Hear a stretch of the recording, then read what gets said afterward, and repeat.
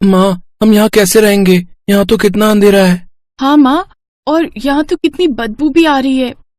कोई बात नहीं बच्चों, बस आज की परेशानी है। तो इसका मतलब कि हमें बस आज के लिए ही यहीं पर रहना है, फिर कल हम कहीं और रहने जाएंगे? में कल हम नए घर में जाएंगे, बोलो ना पापा। पिंकी और सोनू के इन मासूम सवालों का उसके माता पिता के पास कोई जवाब नहीं था। और फिर जब बच्चे काफी देर तक यही सवाल दोहराते रहे तो आखिर में उनकी माँ निधि ने झुंझलाते हुए कहा, नहीं, हम कहीं नहीं जा रहे, क्योंकि नए घर में जाने के लिए बहुत सारे पैसे लगते हैं और वो हमारे पास नहीं है। समझे तुम लोग? अब चुपचाप सो जाओ। पर माँ, अभी तुमने तो कहा कि बस आज की परेशानी है। मेरा मतलब था कि तुम्हें बस आज यहाँ रहने में परेशानी होगी, इसके बाद तुम्हें आदत हो जाएगी। फिर ये अंधेरा और ये बदबू तुम्हें परेशान नहीं करेगी मेरे बच्चों। ये कहते हुए निधि की आंखों में आंसू थे, जिनमें छिपा दर्द शायद उसके बच्चों ने भी महसूस कर लिया था। इसलिए वो दोनों इसके बाद बिना कुछ कहे चुपचाप आंखें बंद करके लेट गए। क्या क्या नहीं सोच कर आया था इस शहर में, लेकिन आज क्या से क्या हो गया। अब जो होना था वो हो गया जी, आप ज्यादा मत सोचो। अभी चलकर सो जाओ, कल उठकर सोचेंगे कि आगे क्या करना है। लेकिन नींद उन दोनों की ही आंखों में नहीं थी। सूरज बिना पलके झपकाए उन पलों को याद कर रहा था जो कुछ घंटे पहले ही बीते थे। कांजी सेठ, कुछ तो दया करो, मेरे छोटे छोटे बच्चे हैं, इन्हें लेकर मैं कहाँ जाऊंगा? अरे मैं क्या जानू कहाँ जाएगा है? भाई तेरी मर्जी है, जन्नत में जा चाहे जहन्नुम में, लेकिन मेरा कमरा तो आज खाली होकर रहेगा। चलो रे, जल्दी सारा सामान बाहर फेंको इसका, फिर और भी काम निपटाने चलो। सेठ जी ये कह तो रहे हैं आपसे कि आपको आपके कमरे का किराया दे देंगे, बस कुछ दिनों की मोहलत ही तो मांग रहे हैं। इतने अमीर होकर भी इतना छोटा दिल ना दिखाओ, कुछ तो रहम करो हम पर। तुम जैसे फटीचरों पर रहम करता फिरूंगा तो एक दिन तुम लोगों जैसा ही हो जाऊंगा, और मुझे भिखारी बनने का कोई शौक नहीं है, समझी? ये है कांची सेठ, जिसकी कपड़ा मिल में सूरज एक मजदूर था। लेकिन जब से एक सड़क हादसे में सूरज ने अपना एक पैर खोया, तब से वो कांची सेठ की आंखों में अखड़ने लगा, क्योंकि एक पैर नहीं होने से अब सूरज के काम करने की रफ्तार धीमी पड़ गई थी। ऊपर से सूरज और उसका परिवार अब तक जिस कमरे में रह रहे थे, वो कमरा भी कांची सेठ ने ही किराए पर सूरज को दिया हुआ था। लेकिन इलाज और दवाइयों के चक्कर में कमरे का किराया भरने में इस बार सूरज को कुछ ज्यादा ही देर हो गई थी। ये आप अच्छा नहीं कर रहे हो सेठ जी, मेरी हालत क्या है ये जानते हुए भी आप हमें घर से निकाल रहे हो, सच में बड़े बेरहम हो। हाँ भाई वो तो हूं मैं, और अब जब तुझे मेरे इस गुण का पता चली गया ना, तो चल निकल यहाँ से, और दोबारा अपनी शक्ल तभी दिखाना जब मेरे पैसे देने की तेरी औकात हो जाए, समझा? चल। सूरज और उसके परिवार को बेइज्जत करके कांची सेठ और उसके आदमी वहां से चले गए। वैसे तो सामान के नाम पर सूरज और उसके परिवार के पास ज्यादा कुछ था नहीं, लेकिन जितना भी था उसे समेटकर वो दोनों अपने बच्चों के साथ कई घंटों तक दर दर की ठोकरें खाते रहे। पर सूरज की हालत को देखते हुए ना तो किसी ने उसे काम दिया और ना ही सिर छिपाने के लिए छत। फिर जब शाम ढलने लगी तो हार मानकर सूरज अपने बीवी बच्चों को लेकर उस जगह पर गया जहाँ रहने के बारे में वो कभी सोच भी नहीं सकता। विश्वास नहीं होता हम एक गटर के नीचे हैं, लेकिन ये जगह उतनी भी बुरी नहीं है जी। कल मैं यहाँ की अच्छे से साफ सफाई कर दूंगी। उस कोने में एक मिट्टी का चूल्हा बना लेंगे और यहाँ लेटने का इंतजाम हो जाएगा। हाँ, फिर कोई परेशानी नहीं होगी। नहीं निधि, आज नहीं तो कल परेशानी तो होगी ही, हमें इस जगह को भी छोड़ कर जाना होगा। अरे ऐसा क्यों कह रहे हो आप? ये जगह तो सरकार की है ना, और सरकार को क्या पता कि हम यहाँ रह रहे हैं? तो ऐसे में हमें कौन निकालेगा यहाँ से? हमें खुद निकलना होगा। अगर कभी सूखे गटर में पानी फिर से भरने लगा तो अभी काफी सालों से इधर से पानी की निकासी नहीं हुई है, इसीलिए ये जगह सूखी है, लेकिन ऐसा हमेशा तो नहीं रहेगा ना। अब तब की तब देखेंगे, अभी आप ये सब मत सोचो, बस ये सोचो कि ये जगह अपनी है। अच्छा ठीक है, अब तुम सो जाओ। कल सुबह मैं बाहर जाकर फिर से कुछ काम ढूंढने की कोशिश करूंगा और कुछ खाने के लिए भी ले आऊंगा। तुम बच्चों के साथ यहाँ की साफ सफाई कर लेना तब तक, ठीक है? जी ठीक है। और इस तरह उस सूखे गटर के नीचे ही ये गरीब परिवार बस गया। बच्चों को खेलने के लिए ढेर सारी जगह मिल गई तो वो भी खुश थे, लेकिन अब भी एक समस्या बड़ी गंभीर थी। माँ भूख लगी है, बाबा कब आएंगे खाना लेकर? बस बेटा वो आते ही होंगे। बच्चों के भूखे चेहरे निधि से अब और नहीं देखे जा रहे थे। उसने फैसला किया कि अब वो बाहर जाकर अपने लिए कुछ काम ढूंढेगी, लेकिन वो ऐसा कर पाती उससे पहले एक और मुसीबत आ खड़ी हुई। आप आ गए? अब हम तो बड़ा डर गए थे। ये आवाज कैसी है जी? ऊपर क्या हो रहा है? क्या बताऊं निधि, भयंकर बारिश हो रही है ऊपर, हर तरफ पानी ही पानी है, लगता है जैसे सब कुछ बह जाएगा। अरे बाप रे, सुनिए, अगर ऊपर इतना पानी है तो क्या यहाँ भी?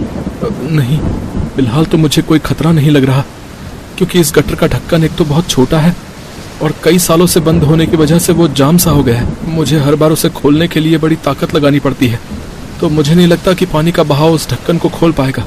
चलो शुक्र है, सच बात है, भगवान के घर देर है पर अंधेर नहीं। क्या मतलब? देखिए ना, ये अमीर लोग कितना इतरा रहे थे अपने पैसों पर, हमारी मदद किसी ने भी नहीं की और ऊपर वाले ने इन्हें इसी बात की सजा दी। अब उनके साथ भी वही होगा जो हमारे साथ हुआ। नहीं निधि, मैं दूसरों के बारे में ऐसा कभी नहीं सोचना चाहिए, बल्कि मुझे तो लगता है कि हमें ऐसे समय में सबकी मदद करनी चाहिए। मतलब हम भला कैसे मदद कर सकते हैं उनकी? देखो निधि, मेरी बात ध्यान से सुनो। असल में ये गटर पानी की निकासी के लिए ही बनाए जाते हैं, खासकर जब बाढ़ जैसे हालात पैदा हों, तो इन्हीं के रास्ते पानी को दूर ले जाया जा सकता है और बाढ़ के पानी को कम किया जा सकता है। अब एक मिनट, कहीं आप? हाँ निधि, तुम सही कह रही हो। मुझे लगता है कि हमें गटर का ढक्कन खोल देना चाहिए। ये क्या कह रहे हैं आप? इससे तो यहाँ भी पानी भर जाएगा और फिर हम कहाँ रहेंगे? एक बार बच्चों के बारे में तो सोचिए। और ये सब आप उन लोगों के लिए करना चाहते हैं जिन्हें हमारे जीने मरने से कोई फर्क नहीं पड़ता। निधि, उन्हें हमारी परवाह नहीं तो क्या, हम अपनी सोच क्यों बदलें? मुझे लगता है कि हमें शहर की भलाई के लिए ये करना चाहिए। लेकिन इसमें हमारी जान को भी तो खतरा है। नहीं, मैं तुम्हें और बच्चों को ढक्कन खोलते ही बाहर निकाल लूंगा। और आप? मुझे यहाँ कुछ देर रुकना होगा। पानी के साथ अगर कोई बहकर आ गया तो उसकी मदद के लिए। लेकिन तुम चिंता मत करो, बाढ़ का पानी कम होते ही मैं बाहर आ जाऊंगा। सूरज के आत्मविश्वास और अच्छी सोच को देखकर निधि हैरान थी और फिर ठीक वैसा ही हुआ जैसा सूरज ने कहा था। सबसे पहले निधि और बच्चों को बाहर निकाल दिया और इसी के साथ बाढ़ का पानी उसी रास्ते से बहुत तेजी के साथ गटर में भरने लगा। इसके बाद भी सूरज ने कई लोगों की जान बचाई और आखिरकार कई घंटों की मशक्कत के बाद बाढ़ का स्तर कम हो ही गया और शहर पर से बाढ़ का खतरा टल गया। सूरज भी सही सलामत गटर से बाहर आ गया था, लेकिन अब वो और उसका परिवार एक बार फिर बेघर हो चुके थे। लेकिन तभी एक चमत्कार हुआ। मैं इस राज्य का गृह मंत्री विश्वनाथ पारिक। जी जी जी सर, मैं आपको जानता हूँ। नमस्ते साहब। जी नमस्ते। लेकिन सूरज जी, अब आप हमसे ज्यादा मशहूर हो गए हैं। आपने जिस बहादुरी से इस शहर को डूबने से बचाया है, उसकी जितनी तारीफ की जाए कम है। जी, पर आपको कैसे पता उस सब के बारे में? सिर्फ मुझे नहीं, पूरे शहर को पता है जनाब। दरअसल जब बाढ़ आई तो हर तरफ हल्ला मचा हुआ था, लेकिन जब अचानक से पानी का लेवल खुद ही गिरने लगा तो सब ये पता लगाने में जुट गए कि आखिर ये चमत्कार हो कैसे रहा है। फिर हमारे सारे सवालों का जवाब दिया उन सीसीटीवी कैमरों की फुटेज ने, जो उस गटर के अंदर और बाहर लगे हुए थे, जिसके अंदर आप थे। आप इस शहर के हीरो हैं। लेकिन एक बात तो बताइए कि आप लोग भला इस गटर के अंदर क्या कर रहे थे? फिर सूरज ने अपनी पूरी कहानी मंत्री जी को कह सुनाई और फिर कमाल है, इस शहर ने आपके साथ क्या किया और फिर उसके जवाब में जो आपने किया वो सच में बड़ा अनोखा है। लेकिन अब हम हमारे शहर की गलती को सुधारेंगे।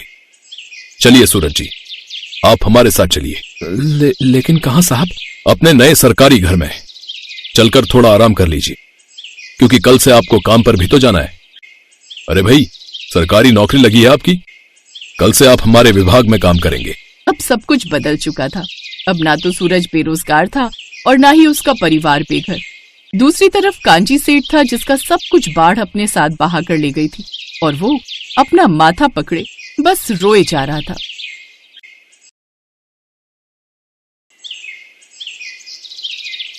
ठंड का मौसम शुरू हो चुका था। पूनम की नई नई शादी हुई थी। बहू, ठंडी तो बहुत है आज। थोड़ी देर में सारे गांव वाले तुझे देखने आने वाले हैं। सबके लिए चाय नाश्ते का इंतजाम कर लेते हैं। सासू माँ आप तो कांप रही हैं। आप आराम कीजिए, मैं सबके लिए चाय नाश्ता बना लूंगी। पूनम मिट्टी के चूल्हे में चाय और कुछ नाश्ता तैयार करने लगी। तभी अचानक बर्फबारी शुरू हो गई और गांव के बहुत सारे लोग उसके घर में इकट्ठा हो गए। आप लोग तो बहुत जल्दी आ गए। मुंह दिखाए की रस्म में तो अभी थोड़ा टाइम है। अरे भाई साहब, हम सब लोग गांव में टहल रहे थे, तभी अचानक बर्फबारी शुरू हो गई और हम आपके घर में घुस गए। कोई बात नहीं, अब आप लोग आ ही गए हैं तो बैठिए। पूनम चाय नाश्ता बना ही रही है, अभी उसे बुला कर लाता हूँ। माँ कहाँ चली गई? देखो सब लोग आ गए हैं। पूनम की सास रजाई के अंदर आराम कर रही थी, लेकिन नीरज की आवाज सुनकर वो उठ गई। क्या हुआ बेटा, लोग बहुत जल्दी आ गए क्या? अरे माँ, बाहर बहुत तेज बर्फबारी शुरू हो गई है। बर्फबारी से बचने के लिए कुछ लोग हमारे घर के अंदर आ गए। अब उन्हें भगा तो नहीं सकता ना। थोड़ी देर बाद पूनम सबके लिए चाय नाश्ता लेकर आई। सभी ने उसका चेहरा देखा और थोड़ा बहुत उपहार भी दिया।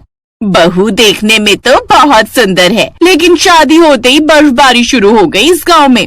पंडित जी ने बोला था कि मुहूर्त बहुत अच्छा है, शादी कर लो, वरना फिर 2 महीने बाद का मुहूर्त है, इसीलिए हमने कर ली। मुंह दिखाई की रस्म खत्म हो गई और धीरे धीरे पूनम की जिंदगी अपने ससुराल में कटने लगी। लेकिन हर दिन बर्फबारी और ठंड का कहर जारी था। एक दिन जब पूनम रात में सबके लिए खाना बनाकर लाई, तब आप लोग खाना खा लीजिए और नीरज जरा मेरे साथ चलिए, किचन में बर्फ के टुकड़े छत से टपक रहे हैं। ये लो, अभी कुछ दिन पहले बरसात थी तो बरसात में पानी टपकता था, किसी तरह मैंने सही किया, ठंडी में बर्फ गिरना शुरू हो गई। चलो चलकर देखते हैं। नीरज पूनम के साथ किचन की तरफ गया तो वहाँ पर बर्फ के बहुत ही मोटे मोटे टुकड़े गिर रहे थे। तभी नीरज ने कहा, पूनम ऐसा करो, इसके नीचे एक बड़ा सा कोई बर्तन रख दो, वरना किचन में बर्फ इकट्ठा हो जाएगा। ठीक है, मैं यहाँ संभालती हूँ, तब तक आप खाना खा लो जाकर। सभी लोगों ने खाना खाया, लेकिन पूनम अभी तक बर्तन में बर्फ ही इकट्ठा कर रही थी। थोड़ी देर बाद बर्फबारी इतनी तेज हो गई कि घर के बाहर से ठंडी हवाएं और बर्फ के टुकड़े उसके घर में इकट्ठा होने लगे। बर्फ के टुकड़े इतने पावरफुल थे कि उसके घर की छत ढह गई। माँ, पिताजी, हमारे घर की छत ढह गई इस भयंकर ठंड में, अब हम क्या करेंगे? हम लोग जल्दी से अपना सामान उठाकर बाहर बरगद के पेड़ के नीचे चलकर बैठते हैं, वहीं देखेंगे क्या करना है। हाँ, ये तुमने सही कहा पूनम, चलो जल्दी से बाहर चलो, वरना यहाँ तो हम खुद बर्फ बन जाएंगे। चलकर गांव वालों से कुछ मदद मांगने की कोशिश करते हैं। नीरज अपने परिवार को लेकर घर से बाहर आ गया। बाहर बहुत तेज बर्फबारी हो रही थी। जल्दी जल्दी भागकर वो लोग गांव के ही एक बरगद के पेड़ के नीचे बैठ गए। नीरज ने सभी के ऊपर कंबल डाल दिया। आप लोग यहीं रुको, मैं गांव वालों से कुछ मदद मांगने की कोशिश करता हूँ। नीरज भागकर गांव वालों से मदद मांगने लगा। काका, इस भयंकर बर्फबारी में हमारा घर तबाह हो गया। अभी मेरी नई नई शादी हुई है, क्या मेरे परिवार को आप लोग अपने घर में पनाह दे सकते हैं आज रात? अरे नीरज बेटा, हमारे घर की भी छत टपक रही है, हमारा घर भी न जाने कब ढह जाए, इसका कोई भरोसा नहीं। माफ करना, मैं तुम्हारी मदद नहीं कर सकता। जाओ गजोधर से जाकर बात करो, उसका घर तो बहुत बड़ा है, शायद वो तुम्हारी कुछ मदद कर पाए। नीरज भागकर गजोधर काका के घर गया, लेकिन उसके घर भी बहुत सारे रिश्तेदार आए हुए थे, इसलिए उसने भी मदद से मना कर दिया। सारा गांव भटकने के बाद नीरज फिर से उसी बरगद के पेड़ के नीचे आ गया, जहां पर उसका पूरा परिवार बैठा हुआ था और ठंड से ठिठुर रहा था। क्या हुआ, कहीं जुगाड़ नहीं बना क्या? नहीं पूनम, गांव में किसी ने हमारी मदद नहीं की, और वैसे भी इतनी भयंकर बर्फबारी हो रही है, लोग हम लोगों को अपने घर में क्यों सोने देंगे? चलो यहाँ से चलते हैं, क्योंकि यहाँ भी बर्फ अब लोगों के ऊपर पड़ने लगी है। पास में एक रेलवे स्टेशन है, वहीं पर रात बितानी पड़ेगी। हाँ बेटा, ये सही रहेगा, कम से कम वहाँ हमारे ऊपर बर्फ तो नहीं पड़ेगी। सुबह उठकर देखते हैं क्या करना है। नीरज अपने परिवार को लेकर पास में ही एक छोटे से रेलवे स्टेशन के पास चला गया। उसने प्लेटफॉर्म पर ही अपने परिवार को बिठा दिया। तभी वहाँ पर कुछ आरपीएफ वाले आ गए। आप लोगों की ट्रेन आने वाली है क्या? नहीं दरोगा साहब, बात दरअसल यह है कि बर्फबारी में हमारी छोटी सी झोपड़ी बर्बाद हो गई, इसीलिए हम रात बिताने यहाँ चले आए। देखो, ये कोई आश्रम नहीं है कि तुम लोग यहाँ पर रात बिताने आ गए, ये प्लेटफॉर्म है। अगर अभी टीटी आ गया तो तुम लोगों को जेल के अंदर जाना पड़ेगा, क्योंकि तुम लोगों के पास तो प्लेटफॉर्म टिकट भी नहीं होगी। प्लेटफॉर्म पर फालतू बैठना पूरी तरीके से मना है, ये तो तुम्हें पता ही होगा। दरोगा साहब, इतनी रात में हम कहाँ जाएंगे? बर्फबारी भी बहुत हो रही है, हमारे पास घर भी नहीं बचा। कम से कम एक इंसानियत का फर्ज तो निभाइए। फिलहाल मेरे वतन पर वर्दी है, तो मैं इंसानियत का फर्ज नहीं बल्कि अपनी ड्यूटी का फर्ज निभा रहा हूँ। आप बुजुर्ग हैं, मुझे लगता है आप मेरी बात समझ पा रहे होंगे। नीरज बेटा, दरोगा साहब की भी मजबूरी है, वो अपनी ड्यूटी निभा रहे हैं। चलो कहीं और अपना ठिकाना देखते हैं। इसके बाद नीरज ने सारा सामान उठाया और अपने परिवार को लेकर उस स्टेशन से भी निकल गया। पैदल भटकते भटकते स्टेशन से थोड़ी दूर पर एक बहुत पुरानी ट्रेन के कुछ डिब्बे रेल की पटरी पर खड़े थे। उनमें जंग लग चुकी थी। पिताजी, वो सामने ट्रेन के डिब्बे दिख रहे हैं आपको? वो कई सालों से ऐसे ही खड़े हैं, उसमें जंग लग चुकी है। मुझे ही नहीं लगता वहाँ कोई आएगा। चलो हम लोग वहीं चलते हैं। लेकिन अगर वहाँ भी पुलिस वाले आ गए और हमें उस ट्रेन के डिब्बे से भगा दिया तो? अरे तो क्या, जब तक कोई नहीं भगाता तब तक तो हम वहाँ रह सकते हैं ना। और वैसे भी कोई प्लेटफॉर्म तो है नहीं वहाँ कि हमें वहाँ की टिकट लेनी पड़ेगी। नीरज बेटा बिल्कुल सही कह रहा है। इतनी भयंकर बर्फबारी में हमें अपना सर छुपाने के लिए कोई ना कोई जगह तो चाहिए ही ना। एक बार फिर से नीरज ने अपना सारा सामान उठाया और अपने परिवार के साथ उस ट्रेन के अंदर चढ़ गया। उस ट्रेन में जंग लग चुकी थी और अंदर से बहुत गंदी भी थी। आप लोग बस मुझे 5 मिनट का समय दीजिए, इन ट्रेन के डिब्बों को मैं बिल्कुल घर जैसा बना देती हूँ। थोड़ी देर में साफ सफाई करके अंदर से उस ट्रेन को पूनम ने बहुत अच्छा घर जैसा बना दिया। फिर वहाँ पर उन्होंने अपना बिस्तर बिछाया और सो गए। पूनम, माता पिता को इसी डिब्बे में सोने दो, हम लोग बगल वाले डिब्बे में चलते हैं। आज हमारी सुहागरात भी है। किसी भी औरत की ससुराल ट्रेन में मैंने पहली बार देखी है। पूनम, मैं तुमसे माफी मांगना चाहता हूँ। शादी होते ही हमारा घर उजड़ गया इस ठंड में। तुम्हें बहुत तकलीफ हो रही होगी। अरे नहीं, आप ये कैसी बातें कर रहे हैं? बल्कि मुझे तो बहुत मजा आ रहा है। इस तरह की नई नई चीजें जिंदगी में होती रहनी चाहिए। उस ट्रेन के डिब्बे में ससुराल होना कितने मजे की बात है ना। नीरज और पूनम दूसरे डिब्बे में चले गए। जब वो लोग सोकर उठे तब तक उस डिब्बे में कोई नहीं आया था। आसपास जंगल था और बहुत सन्नाटा भी। यहाँ हमें परेशान करने के लिए कोई नहीं आया। अब हम कुछ दिन यहाँ पर रह सकते हैं। आसपास घना जंगल है और सन्नाटा भी। लेकिन हमारे खाने पीने का क्या होगा? थोड़ी मिट्टी ले आते हैं और मिट्टी का चूल्हा बनाकर आप लोगों के लिए चाय नाश्ता बना देती हूँ, क्योंकि खाने का सामान तो हमारे पास है ही। नीरज और पूनम बाहर जाकर मिट्टी ले आए और पूनम ने ट्रेन के डिब्बे के अंदर ही मिट्टी का चूल्हा बना दिया। उसके बाद उसने सभी लोगों के लिए चाय नाश्ता बनाया और सभी ने नाश्ता किया। पूनम, अब हमें आगे की जिंदगी बिताने के लिए कुछ न कुछ काम करना पड़ेगा। आखिर हम कब तक इस ट्रेन में रहेंगे? ऐसा करते हैं, तुम्हारे हाथों की चाय बहुत स्वादिष्ट है और पकौड़े भी तुम बहुत अच्छे बना लेती हो, तो क्यों ना मैं प्लेटफॉर्म के बाहर जाकर चाय और पकौड़े बेचूं? वैसे ये बहुत अच्छा सोचा है बेटा तुमने। इस ठंड में बहुत बिक्री होगी, ज्यादा खर्चा भी नहीं होगा। नीरज ने अगले ही दिन प्लेटफॉर्म के बाहर एक टपरी बना ली। वो टपरी उसने उसी जंगल की लकड़ियां काट कर बनाई थी। अब पूनम उस टपरी में चाय पकौड़े बनाती और नीरज उसे बेचता। ठंड का मौसम इतना ज्यादा था कि उसके चाय पकौड़े तुरंत बिक जाते थे। ऐसे ही धीरे धीरे उन लोगों ने पैसे इकट्ठे किए और अपना गांव वाला घर फिर से ठीक कर लिया। अब नीरज प्लेटफॉर्म पर चाय पकौड़े बेचने लगा और अपनी जिंदगी खुशी खुशी जीने लगा। Thanks for watching.